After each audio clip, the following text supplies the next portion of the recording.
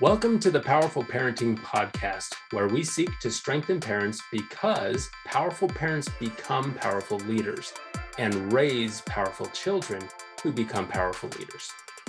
We're on a mission to unlock the collective parenting intelligence of parents everywhere and from every walk of life. As most parents know, there is no one right way to raise every child, and no one of us knows as much as all of us.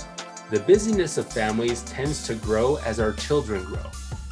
The older they are, generally speaking, the more they are involved in activities and events that take them out of the home. But prior to having a child who can drive safely, all of the responsibility for this running around falls on the shoulders of the parents, and quite often, the shoulders of the mother.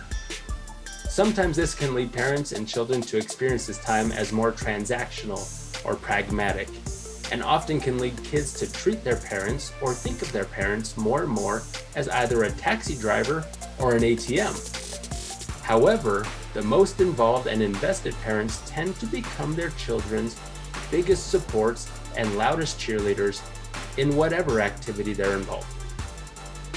My guest today is Alisha Chang. Alisha and her husband have 4 kids, ages 11, 13, 15, and 17, and they have 2 dogs. Alisha's personal investment in the power and value of her children spills over into her involvement in the community. She is a fitness instructor at the Tacoma, Washington area YMCA, and also leads the local youth recreation program. Alisha's family is the picture of what everyone envisions when you hear the term #SoccerMomLife, running from practice to games to lessons and to various other activities. Welcome to the show, Alisha. Hey. Now, you told us earlier that the hardest thing you've ever tried was changing the culture in your school district. Now, tell me more about that. Well, I actually have a lot of community involvement from working in PTAs, starting my own community action group is what we call it. But as I've spent time on my kids' campuses and with their peers, I've taken to heart a lot of the culture that exists in those hallways, and a lot of it is really negative, and we can't even blame the pandemic on most of it because it existed before that. But of course the pandemic did exacerbate some of those cultural behaviors. But yeah, I'm on a mission to help the youth in our community recognize the impact that their words and their actions have on each other. It's interesting that you bring up the pandemic in that arena. You know, it's been said a couple times that the pandemic really showed all of us who we are under our shells. And it didn't make us worse or make us better. It just exposed where we were strong and where we were weak, or where we had deep either ignorance or misunderstandings. And I found that very, very interesting how that just peeled back layers of social, maybe it's structure, maybe it's just the way that we tend to present ourselves and kind of posture in front of people. Maybe it's that ingrained, when you're politeness sometimes, right? Where you're just, when you're in mixed company, you do this and you don't do this. And when you're, addressing an adult, you do this or don't do this. But you pour on the pandemic and all of that kind of melted away. And some say in some ways for the better, and in other ways for the worst, or maybe it's not the worst because now we can see clearly the real problems that need to be addressed. And are we really seeing things clearly? I think as adults, we have perspective that goes back, we just have more perspective. But for our developing youth, those layers that got peeled back while they're developing, it just it did something to them. And I'm not quite sure what it is, and I'm not quite sure that we really can see it clearly yet. I think we're beginning to tap into it. I don't know what your community's like and what kids are like in your community, but in my community, kids are impacting each other in a negative way that's going to last for years. And I'm not really sure what the solution is to that. I just know that it's not healthy, and that, you know, kids need help. They need more help than they're getting. That's a good point. That's a really good, I guess, metaphor or analogy for parenting, really, right? We're not sure exactly if what we did when they were younger or if what we're doing now will be an impact for good or for the worst. And that brings up, like, just emphasizes that we can't be like a one and done. Like, parenting isn't like I checked all the boxes, you should be good now, right? It really is. You have to stay in there. You got to stay in the pocket. You got to stay involved, stay aware, stay connected, and however you can. And I think, you know, again, just going along with this, the pandemic point of view, it really brought up our need for connection, and not just, and it almost boiled it down to, like, well, we don't even care if it's virtual or in person. We just need other people. We need to pay attention. So I don't know how it was in your home, but there were a couple times in our home where individuals had to be quarantined from the rest of the family. And that was so difficult, more than anything, because of that lack of connection. Now, in our family, we have this evening routine where we get together and we say prayers together at the end of the day. And prior to the pandemic, we would go around and give each other hugs and, like, hold hands in a circle while we prayed. And then the pandemic hit, and we haven't been back to that ever since. Like, it really, I don't know what it did. I keep thinking about it, like, that's how it was before. Why it's fine now. Why can't we go back? But it emphasized that connection is a big piece that we all need to address. But how do you do that when, as your children grow older and they're out of the house more, or maybe they don't want mom and dad in their lives as much? Like, I don't need to tell you everything. How do you maintain that connection as a parent? Well, I did things kind of opposite in my household during the pandemic. So, and maybe it helps that I'm married to a psychologist, so he is the better half of us. But we, I'm sure he would say otherwise. He definitely is. Well, the first time COVID hit our house and someone needed to be quarantined, it lasted for us maybe, I want to say 2 hours, where they were isolated and alone. And then I was just like, you know what, forget it. Let's just get it over with. Let's rip the Band-Aid off. Let's all get it and get into it together. So we actually just went through it all together and got it over. Oh, wow. So whether that was right or wrong, I have no idea. But well, you're all still here. We're all still here, and it worked. And establishing healthy habits with your kids is so hard. It's so much work staying consistent. Yeah. And we're older parents too. We started having kids at an older age, and so we're a little bit more tired than younger parents would be. And so getting into those healthy habits and those connections that you're talking about, it's been a lot of work for us, and we recognize that. And so we try to stay consistent through all of that, and really the best way that we've found to stay connected with our kids is to just stay consistent in those things, those routines that we have. We have similar nightly routines. We gather all together on the couch and we read scriptures and we pray together. We talk about our day. Staying consistent through that helps us. That really does help us stay connected. Because when that first child got his license and started driving, man, my heart broke. The car was where we had our conversations. The car was where we connected. It's where we weren't distracted by other things.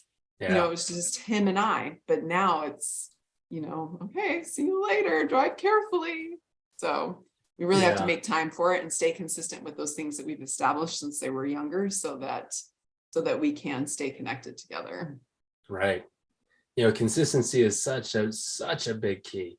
I'm doing a lot of work and research and learning around raising children with ADHD, and also as a parent with ADHD. And one thing that I'm learning is that consistency is not just important for everybody, but it's 10 times more important for children through those difficult developmental stages, and including if they do have an attention deficit, or they have ADHD or any other kind of behavioral struggle or challenge in their life. But it turns out that consistency is good for everybody, but it's almost like a requirement for growth and performance of those of us who have additional challenges.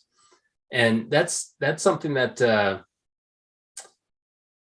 when you're a young parent, or whether you started later in life or started earlier in life, you're still a young parent because you have a young child, right?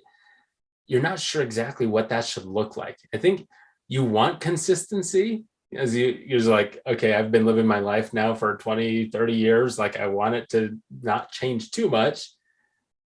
But then you have a baby that gets colicky, and can't speak, can't move, and can't tell you what's wrong. Can't communicate. and all of a sudden, like, I've got no consistency here. And because of that communication gap, if you want to call it that, you have no way of knowing. And so you throw consistency into the shredder, and you have to start to rebuild it and piece it back together with a new person in your life.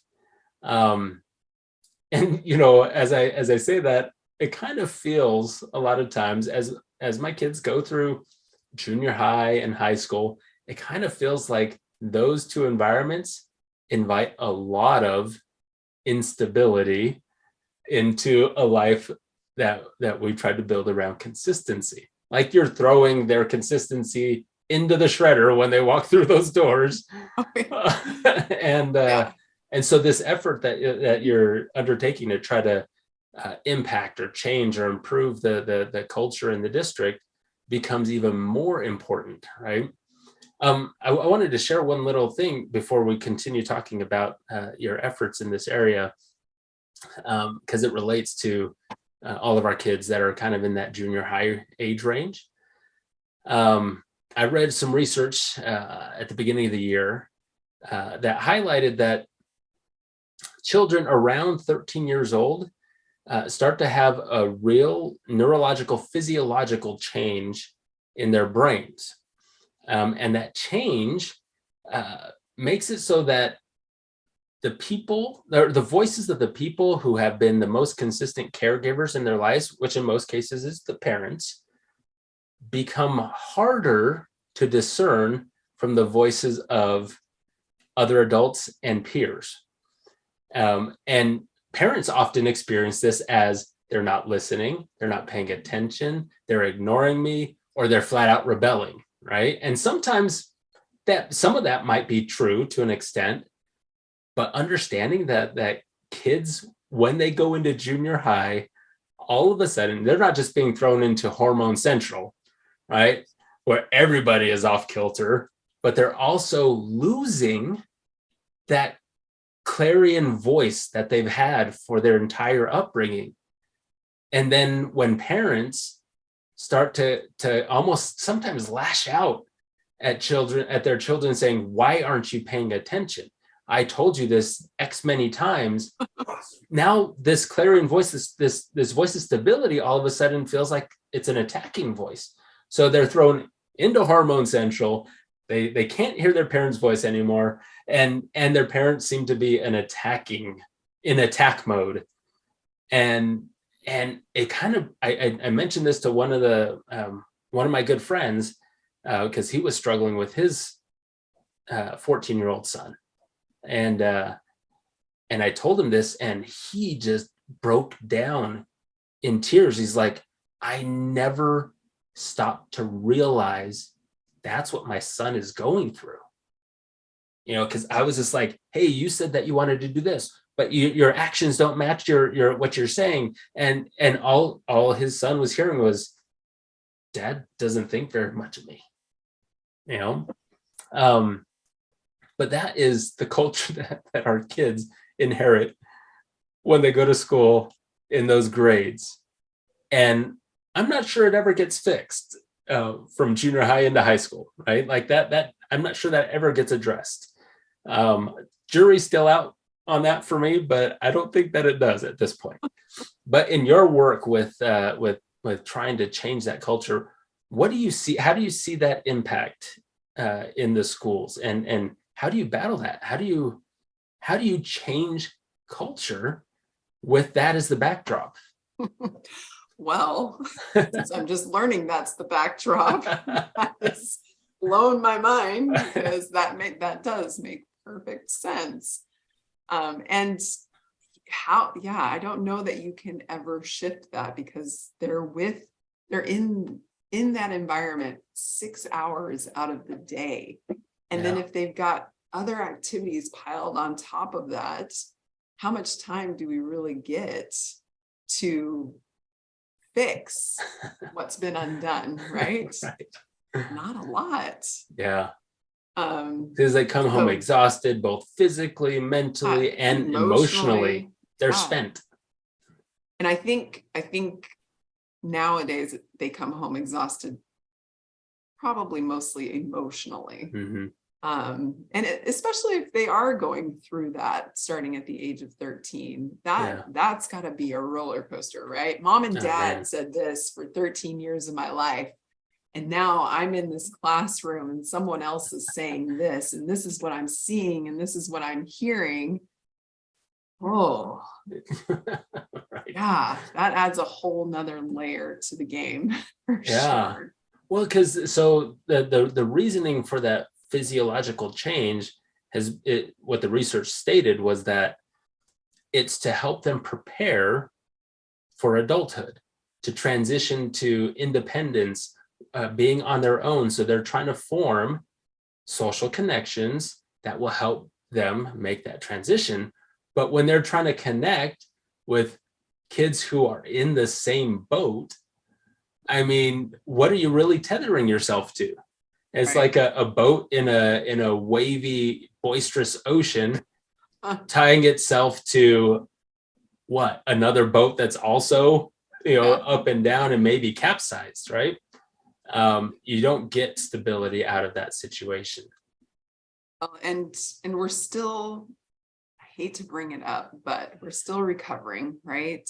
These kids, they were thrown back into things because we thought that was the best way for them to just put them right back in there. We didn't transition. We didn't buffer anything. We just threw them back in there, and we threw them back in there with the same standards, the same expectations. And also we did it masked. So while they were trying to connect and build trust with other individuals, they could only see their eyes. How much trust can you gain by just seeing someone's eyes? Right. When we're told over and over that so much of communication is nonverbal, but you only get to see maybe half the face. Yeah. Yeah. Which, I mean, the mask added layers to the social instability that we're seeing now that I don't think we could have ever predicted. Kids, not only do they not trust, but they also, because they're behind the mask, they hid a lot of things. They hid a lot of truths and they hid a lot of lies. And now we're trying to fix all of that and rebuild all of that, which can be really complicated. Yeah. But to go back to your question on how to address that now in the community, I really don't know. One of my consistencies as a parent has been fake it till you make it.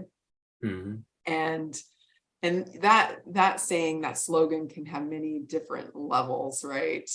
But when I was a younger parent, faking it till I made it with those consistencies really helped build healthy habits.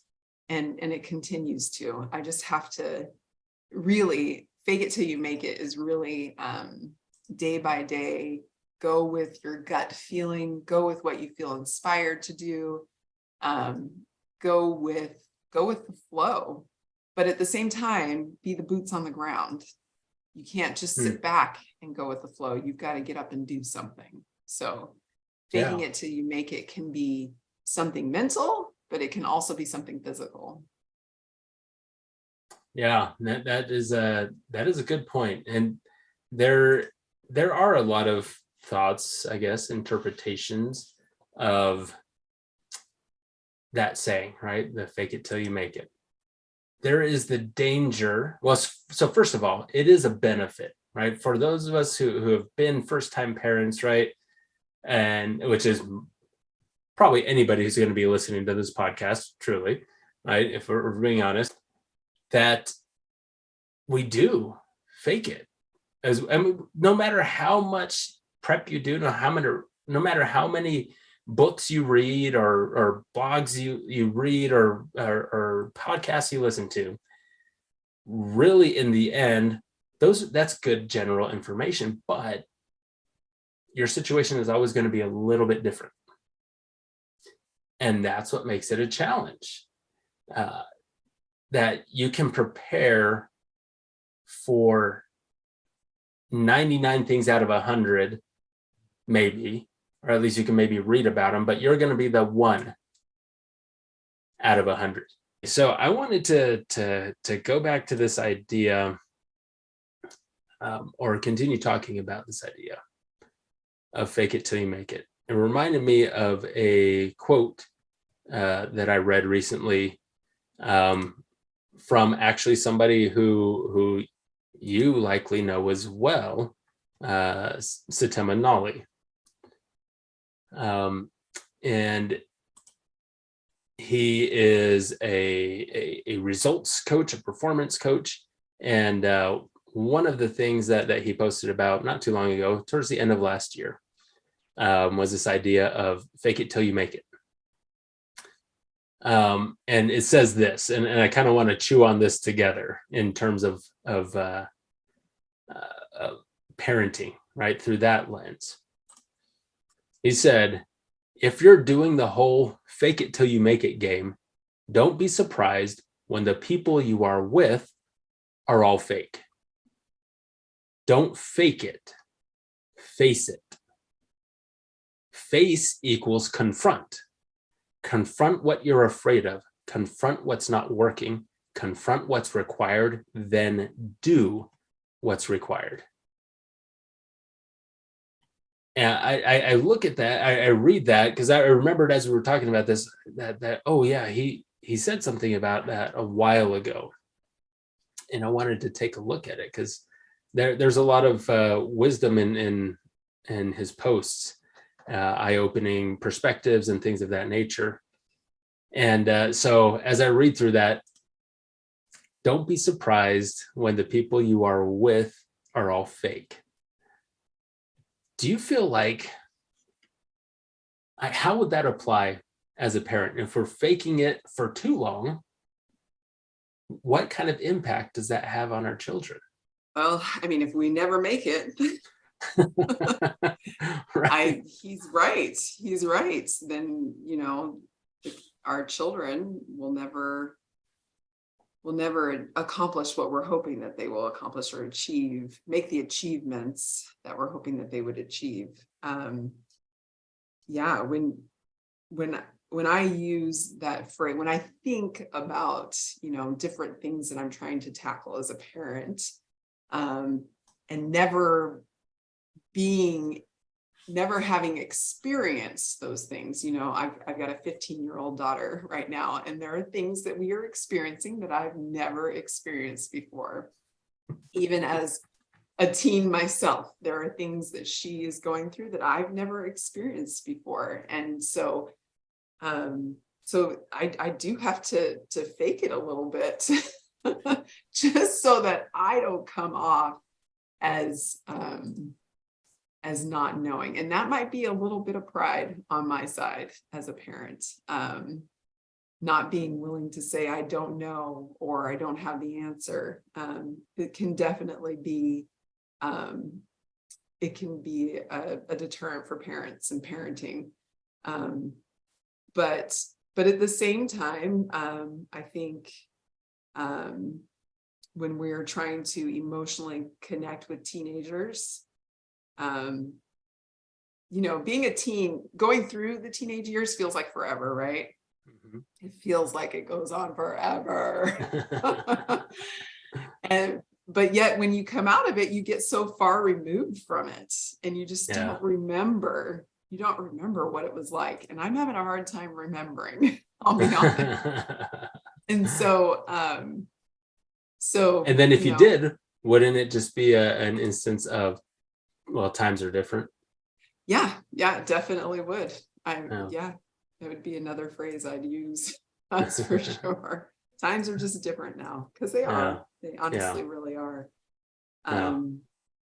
So yeah,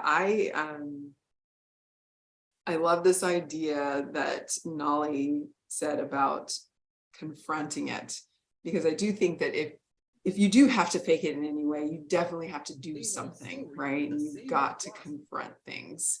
And in parenting, we only get to do the first thing one time. We only get one chance most of the time. Right. And letting go, being able to let go and let things kind of fall to pieces can be really hard. And so confronting just that reality can be really humbling and eye-opening, I guess. It's interesting. So I actually get coached by Tacoma,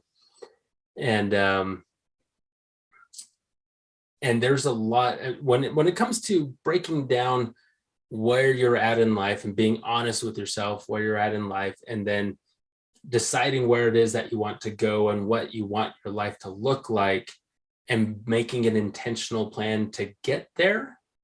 There's a fair amount of faking it that goes on in between, in the margins.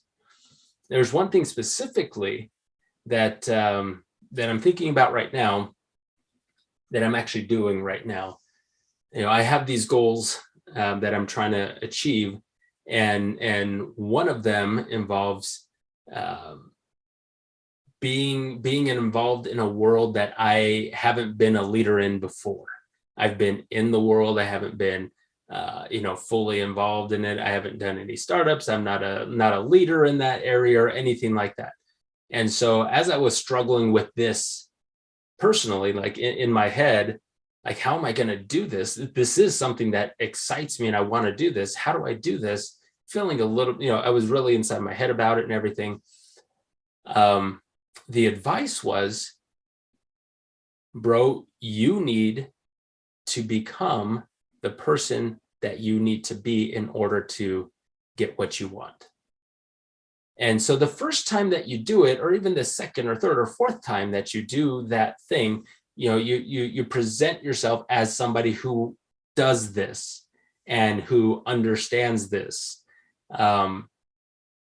it feels a lot like faking it, right? No matter how much preparation you do. And to me, that's a very good analogy for parenting. You do make it up as you go, but you also do it within a structure of what you actually want out of your relationship with your child, what you want your golden years, your silver years, your grandparent years to look like.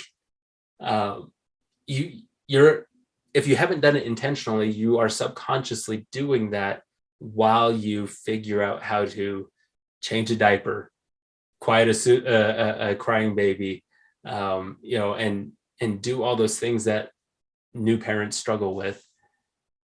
But you become intentional about the direction that you want to go. And that's where the balance is between just faking it and actually making it, right? And maybe that's the wisdom in that phrase, is that you fake it until you make it what you want it to become, right? And there is no like, oh, I've made it after years and years and years of faking it. Like that doesn't happen, right? What really changes is here and here, that you're like, I'm tired of just like not knowing where I'm going with all this. So I'm going this direction, and this is how I'm going to get it. And I decide now I'm going to make it become what I want it to become. And that really is like that's a really easy way to summarize parenting in a nutshell, right?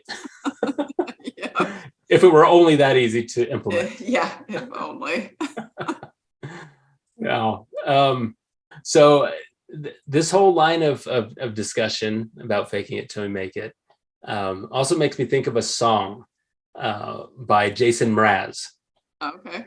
It's actually called "Making It Up," and the chorus, it's catchy. It says, they were making it up, making it all up. What else can we do? We're making it up. Like that's really the gist of it. Is kind of like, don't take it so hard on yourself and on others for not getting things right or knowing the direction that they're going at this moment. As we're all faking it up. We're all faking, right? We're all trying to make it up as we go. But there's one, I guess it's the bridge in between choruses. And it says, what there's more to in this life, more than what you see. It's true what they say, that life is but a dream. So row your boat gently down that stream and keep dreaming your dream. And I'm like, I think of that in terms of this, like, fake it till you make it. And what you need to keep, it's like the fake it part keeps you innocent and humble. And that's where the dream part comes in, right? I don't think any of us as parents get into the parenting business and decide, you know what, I'm just going to coast downhill and I want my kids to have a slightly worse life than I did. Right. Nobody goes into it saying that, right? Right. If anything, there's that middle step where they say, I want my kids to have a better life than I had. I want them to be better than I am, right? But then we don't take that step of showing them that even dad can become better. Right. And there's something magical that happens when you do that. They all of a sudden realize that, oh, dad doesn't think he's perfect. He doesn't think he knows it all, and he can keep growing. And same for mothers, obviously, right? And probably even more so for mothers. Like, they see, when dad makes an effort to become better, like, he's tired and he has to sleep for 6 hours, right? When a mother does it, she goes for 6 hours and then takes a nap and then keeps going, right? And I've actually seen that. I'm not joking. I see that in my life. I went through this. I'm in this program, this coaching program with Tacoma. I bring home and I share what I learned with my wife, and she catches on so fast and just goes, like, just takes off. And I'm like, okay, I gotta process this. Yeah. I'm just gonna keep doing what I'm doing, and I'll be the tortoise, you can be the hare, right? But I just love that thought that there is faking it all throughout life, but it's really as a bigger part of the making it what you want it to become. It's when you get stuck in that fake it all the time mode. It's when you get stuck in not having a direction mode that everybody around you ends up becoming fake. And you don't want that to happen to your kids. You don't want them to end up being fake. You don't want them to end up feeling like their life and them as a person, or they as a person, are the result of your basket full of failures, trials, and errors, and not really having a direction, right? Well, then that leads back to how we stay connected, right? So an important part of staying connected in your home with your children as a parent to your individual kids is sharing those experiences when you have made it. Yeah. Letting them know, okay, when you were younger, this is how mommy dealt with this. Now you're an adolescent. This is how mommy's dealing with this. And then this is how we have grown and how we've evolved, how I've evolved because of you. Teenage years are probably mostly for us and not them. So that we have the opportunity to change. They're just, they don't have a plan. They're just rolling with it. They're the ultimate fakers. Every day is different. Every minute is different for them emotionally. And, right. And so, to connect with them and to stay connected with them, we have to share with them when we've made it. Yeah. When we've seen ourselves grow, and that just opens a door, and you don't have to worry about what they're going to share with you, because if you're sharing that genuineness, that rawness, they're open to sharing theirs as well. So yeah, that is a great point. I think you summarized that really well. The benefit of consistent connection. And I was going to ask you, the next question I was going to ask is, what was the best choice you ever made in your parenting? But it seems like all of this conversation is coalescing around this idea of staying connected, and doing so consistently. Obviously, there are going to be days where you're tired and you go to sleep before a child comes home from something, right? So maybe you don't connect that day, and maybe it goes a couple days that way, and that's okay, as long as you return to normalcy as soon as schedules permit, or even make an extra effort, right? Like, hey, I'm just going to send them a video message, because I haven't been able to connect. We haven't been in the same room at the same time for a week or whatever it is, and I just want to tell them I'm thinking about them and share some of my experiences over the last week, and to catch up. That tells them a lot. Right? That you're not just connecting out of convenience because you are in the same room, but that you value that connection. And that internally tells them that they are valuable, because, mom never records anything and like sends it to me. And all of a sudden she figured out how to do this, and maybe she had the camera facing the wrong way the whole time, but, she did it, and, it means something.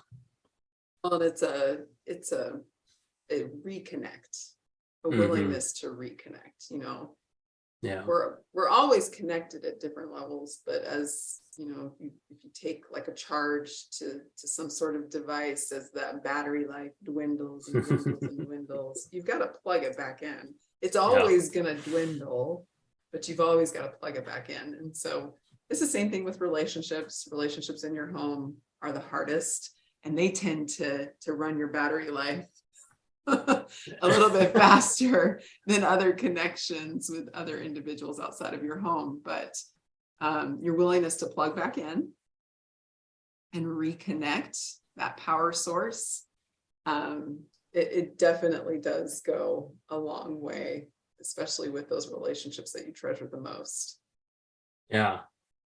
Now that's So this reminds me of another wise person that I take a lot of pointers from. He's in the world of leadership development. His name is John Maxwell, and he's written dozens and dozens of books and has this gigantic global organization built around personal and leadership development. And one of the books that he wrote is called Everyone Communicates, Few Connect. And that is so prevalent and applicable to, like, if we take like just a day in the life of one of our teenage children.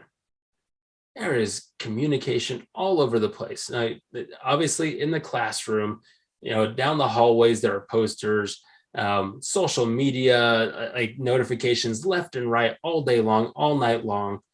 So much communication, but little connection. And one of the main points that he brings up is this, and I think you've exemplified this and explained it well. He says that connection always requires both parties to engage and be open. It in summary, that what that means is if people like you, they will listen to you. But when others know you care, they want to reciprocate, right? They engage. Do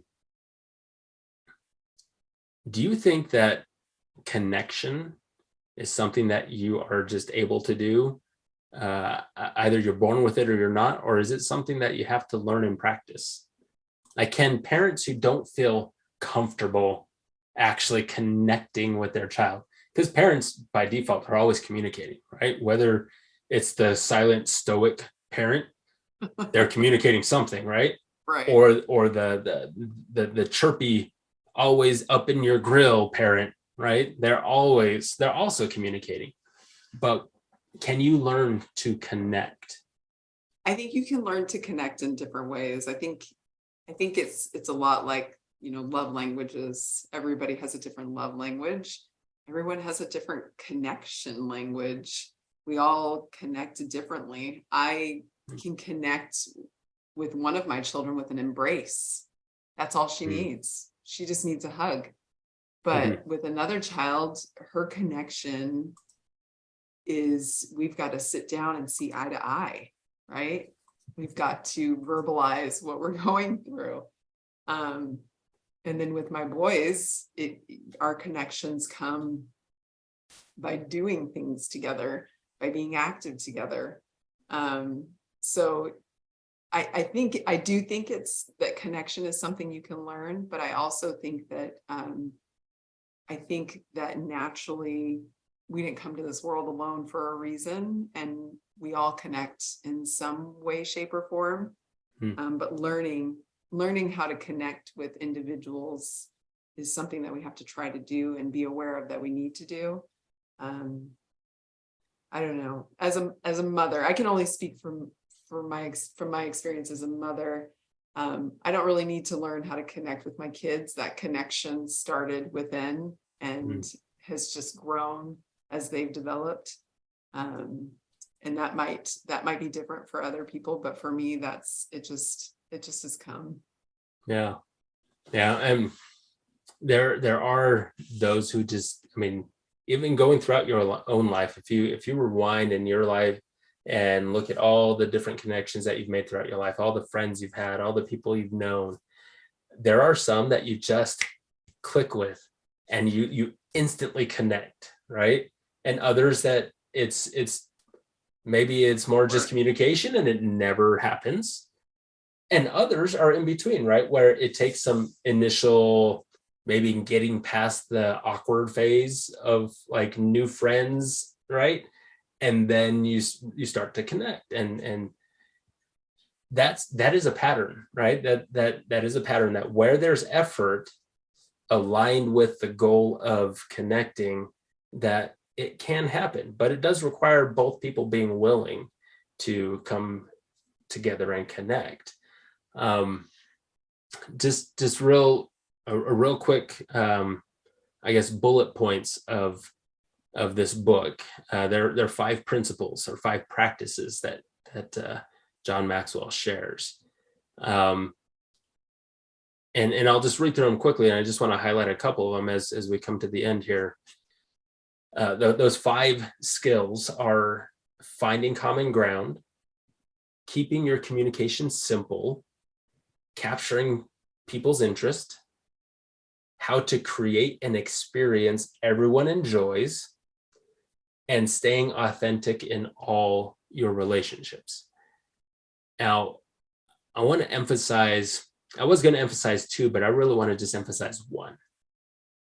And it's the last one: staying authentic in all your relationships. There is nothing more emotionally taxing than having to communicate with somebody who's Jekyll and Hyde every day. You don't know what to expect. You don't know if they're being truthful. You don't know if they're full on fabricating something that they're telling you. You don't know if it's in between. You have no idea. And while that person is communicating with you, you have no idea what message they're trying to land.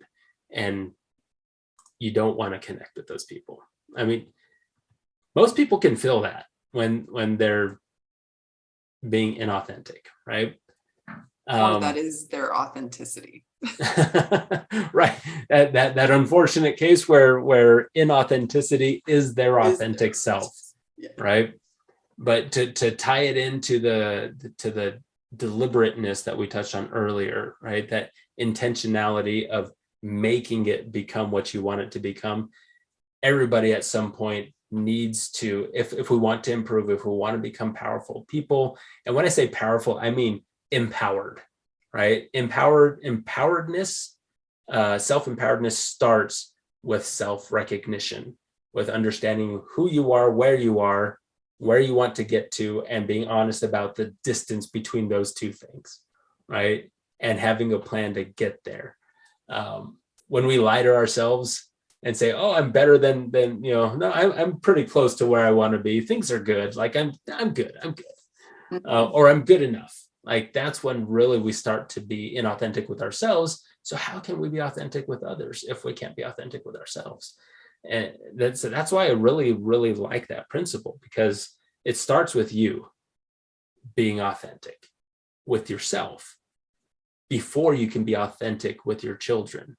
If you want to really connect with them. And like you mentioned earlier, sharing your failures with them, sharing your struggles with them, being real with them. We throw that term around a lot, right? Just let's be real. I'm just being real. Like when really people use it a lot of times as an excuse just to be rude. I'm just being honest, right? That lands a lot better when you know that person is authentic. And it doesn't come across as snarky, right? They're just like, and they don't say things like, "I'm just trying to be honest here." Well, if you have to try, maybe we shouldn't continue this conversation. You either are or you aren't. You're not trying.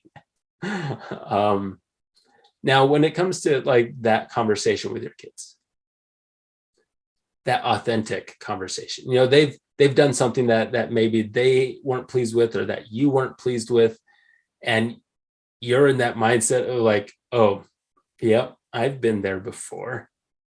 And how do I go about telling my child that daddy did a bad thing before?" And make it authentic, and without making them feel weird, even, or maybe even think of you less. Like, will they think of me less if I tell them the truth about my childhood? Or will they just think I'm a real person? Like, how do you cross that gap? And this will be our last question, but your nugget of gold for the parenting world is this is a very common thing that parents struggle with: how to relate their own lives and their own failures and their own shortcomings in that moment that kids are struggling, even if it doesn't align with what they're struggling with. How do you take off the superpower cloak and be real with your kids? It'd be really weird because I am like at two ends of the spectrum. I love that my kids think that I'm super mom, but then I also love those moments when I get to tell them the dirty about me. And I know that is so wrong, but I actually really like those moments when I embrace those moments when I can say, you know what? I know exactly what you're talking about. Here's a little story for you. This is what mom did when she was 15. And Pull up a chair. and maybe it's the shock that I enjoy watching. I don't know what it is, but I have had a few moments where I've sat down. I can think in particular with my two oldest who they've gone through a few trials themselves, and sitting and talking with them and letting them see the real me or hear a real story about mom has actually brought me a little bit of joy. I don't know if it's a layer of confession. I don't know what it is, but Yeah. but I always my go-to is to always start those conversations with a prayer. And I take those moments as opportunities to counsel together. And you just never know if you've captivated your kids' attention, but in those moments you have their attention. They are broken, I guess, at that point, and they recognize it. And so you have this open door to really have a real experience with them that is, if you're careful about it, divine and spiritual, and real. And so I really enjoy those moments. It hurts for a kid to make a bad choice, and it hurts to see them go through changing and recognizing where they were wrong. But when you do it together and you allow yourself to connect together that way, it can be really divine. I really enjoy it. And I wouldn't say the first time I went through it, I enjoyed it completely, but it wasn't until I went back and I reflected on it that now I'm like, okay, who's next? What you got? Like, bring it on. What can I share? What can we go through together? Isn't that amazingly powerful? Like amazingly empowering, that when you decide that what your child needs in this case is your full honesty, that like you said, somehow releases the pressure of being super mom, right? Of being perfect in their eyes, and allows you to it almost opens up if I could be nerdy here, opens up a portal, right? That allows them to descend into what your reality is, and it allows them to feel your realness, right? There's a lot that happens when a parent can be honest with their kids. It states volumes about the parent's concern and love for that child. The fact that they're willing to take away the facade, to wipe it and erase it themselves, and saying, like, I know that you think I'm super mom, super dad, and that I can do anything, and that I do no wrong, and that I know all the answers. But let me tell you about a time when I had no clue. And that makes you accessible as a real human being now, right? And mom's real, dad's real. They were kids before. They didn't know stuff before. That's weird. I thought dad always knew stuff. And they survived. And they survived it, right? Like, you're gonna get through this. It's gonna be okay. You're still here. And I love that your experience, what you just explained, all starts with your recentering. You said like you start with prayer, but really that is a recentering of why am I going to do this? What is my purpose in this? And keeping yourself grounded and getting on the same level with them to get the same outcome that you can maybe see that they don't see yet, Right. so that it is accessible to them, right? It's almost like they see us like, you're so far ahead, like I can't be like you. But when you descend to your 15-year-old experience, all of a sudden, that's just a hop, skip, and a jump from where I am. And now you are literally accessible. That experience that you had is accessible to them, and to learn through that lens. I love that. There's so much power in that recentering process, the prayer process or meditation or whatever it is, clearing your head and understanding why you're going into that conversation matters a lot. And it turns out that is one of the real keys to that whole book of everyone communicates and few connect, is understanding why the communication is happening, why it needs to happen, and what needs to be communicated. Nothing more, nothing less, no ego involved, and understanding how the other person needs to hear it so that they can understand it. That's that part where you talked about capturing people's interest. It's not really about being flashy and entertaining.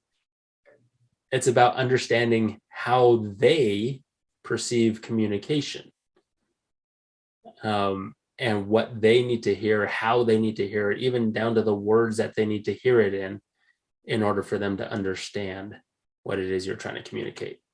It's all about the person on the other side of the table. And I love that. That's what prayer does for you. That's what meditation does for other people. It's what grounding and recentering does for all of us as parents. Thank you so much for being on the show today and sharing your experiences, sharing your thoughts, and being vulnerable and open. As you know, we are on a mission to make parenting experience accessible to everyone, so that no parent has to feel alone in their journey to become a good parent, to raise strong kids. And there's so much power in community, but the community needs to have a voice and to be given access to hear other voices as well. So I appreciate you being a part of that group of voices. I really appreciate it as well. If you found anything in this episode helpful, interesting, uplifting, or inspiring, please do me a favor and share it with someone who will be strengthened in their parenting as well. If you would like to learn more about our coaching programs, visit our website at scheduleme.beaparentfirst.com to get on the schedule of one of our coaches. As always, from the bottom of my heart, thank you for listening, and I hope you feel inspired to be present with your kids and to step into the best version of yourself to become the parent your kids deserve.